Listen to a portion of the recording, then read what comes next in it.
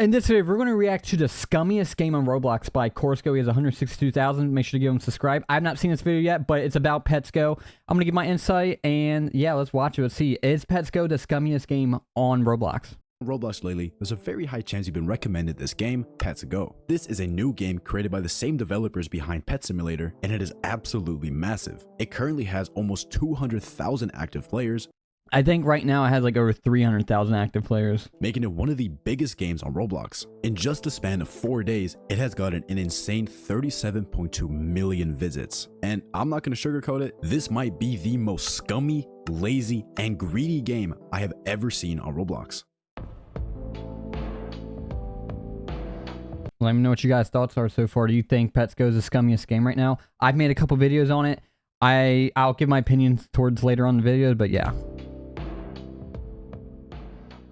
Before I get into the multitude of issues with this game, I have to give a quick summary of how this game works. The main mechanic is this dice, which you click to get different pets. These pets can vary in rarity, and the more uncommon of a pet you get, the more coins you will be rewarded with. These coins can be used to purchase upgrades, which unlock new mechanics such as temporary consumables that will boost your luck when getting pets, hatching eggs faster, and much more. The different pets you get are shown off around your character, giving you bragging rights, but most importantly, enticing you to keep playing. As you walk around the map, you'll see all these people with these cool fire electro pets, and especially in the mind of children, you're gonna want those pets yourself. You want to be the cool, over-leveled guy with the 1 out of 2 billion chance pet, and all you have to do is keep clicking that dice. That brings us into our first and most important issue, the gambling. This entire game is 100% built upon gambling.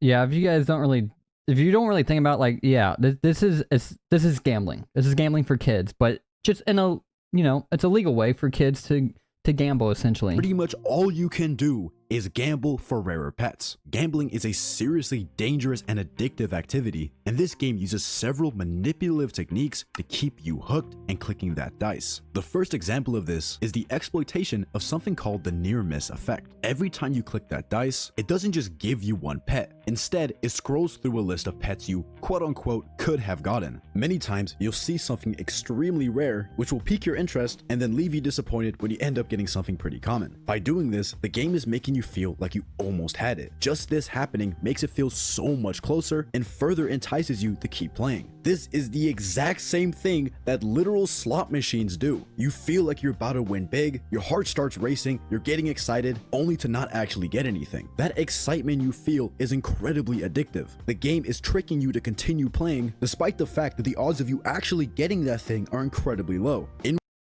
Yep. Like when I played, Pets Go, I made a couple videos and such. I'm not as hooked on it as much. I did buy the game passes and all that, but Pets Simulator 99, I played that so much in the beginning. That had me like instantly addicted to that game and like farming the diamonds and trying to get good pets. Yeah, that was very addictive.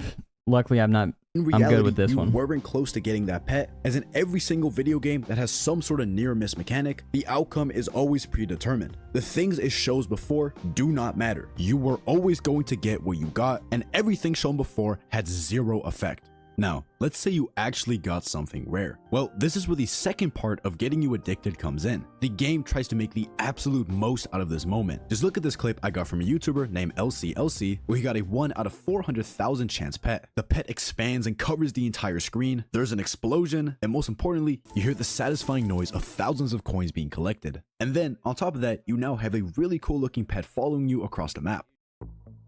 This is the reward, and this is what gives you that dopamine. When you get that pet and you see all these cool animations and sound effects, you get a temporary high. You feel good and you're happy because you just got a really cool pet. But now, after you've gotten that pet, you're back to ground zero. You're spinning that dice and you're waiting and waiting until you get that high again. You're gonna keep playing until you get something rare, and boom, now you're addicted. You're hooked. Yeah, that's the bad problem here is with that. It just skews up your dopamine levels. You go super high, and then you're gonna drop back down, and then in order to feel good, to feel that like high, so to speak, you got to like keep playing and go back up. So it's just a roller coaster, and when you're on that down part, and you're just like, you're not gonna be as happy and such. You're not like, it's just, yeah, it's a bad problem to dopamine. Game, and you're 1 out of the 200,000 active players addicted to a game that basically has no purpose. Apart from getting their players addicted, there's another reason. The only purpose I can argue for myself is to literally make content that can make me money.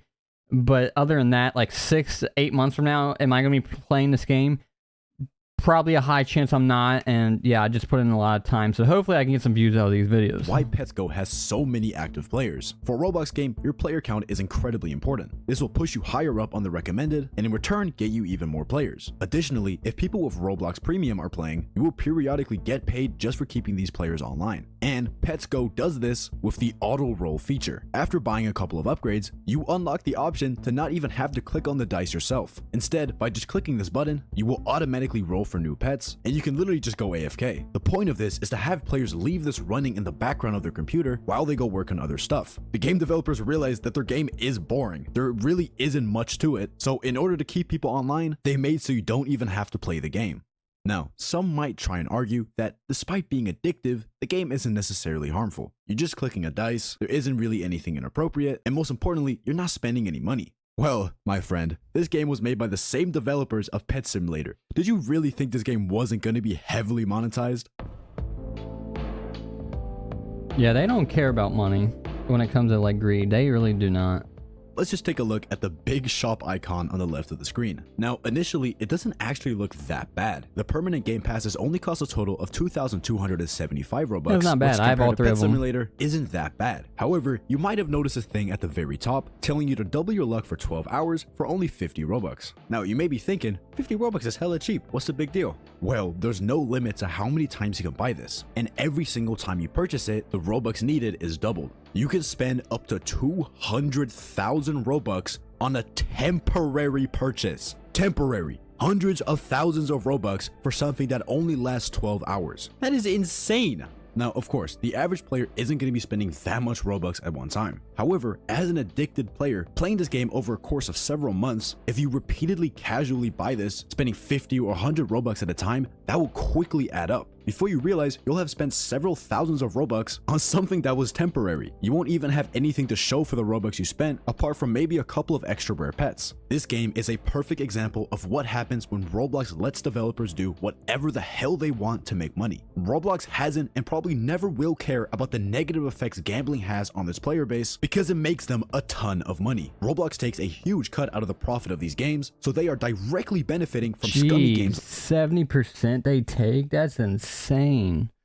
Like this. That's why they push it and promote it so much. Roblox understands how addicting and profitable these games are, and they simply do not care that they are exploiting young and naive children. As a Roblox YouTuber myself, it's genuinely extremely depressing to see the actually good and passionate games get drowned out by this kind of slop. Cash grab, manipulative, and scummy games like this should not exist on Roblox, and it truly makes me wonder if Roblox actually is even safe for kids. If you or any of your friends play this game, please stop supporting stuff like this, because even if you can control yourself from spending money on this game, there are plenty of other people that can't. Roblox is not the same platform it used to be. Stay safe and be careful with the games you choose to play. Yeah, so, okay. So yeah, that's I mean, it was a short little well said video that like as an adult like me, I can control myself. Pet Simulator 99 was addictive, but I was still able to like separate myself and just like, yes, I put my time into it, but then I separate myself with my outside life. But like as a kid, you might not have that self-control. You're a kid, so it makes sense. And it's just like you might spend hours and hours and hours and hours and hours and hours.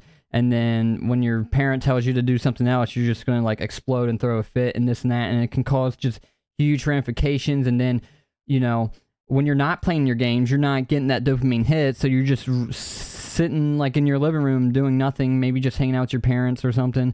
And like you're just bored out of your mind because you're not getting that constant dopamine hit.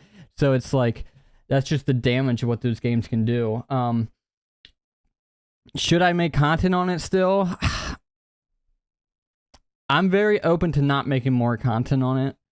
I don't know if my content is enabling people to get addicted to it, then yeah, I probably shouldn't be making content. I'll probably stick to other content. But I still play it. I still like to let it run my background. Maybe get a pet, sell it for some diamonds and such. But yeah, if you're like have an addictive personality and such, I would recommend just don't do it. Just don't play that game. Don't. It's just, I don't want people to just get highly addicted to where addictive to the point where it causes dysfunction in your life.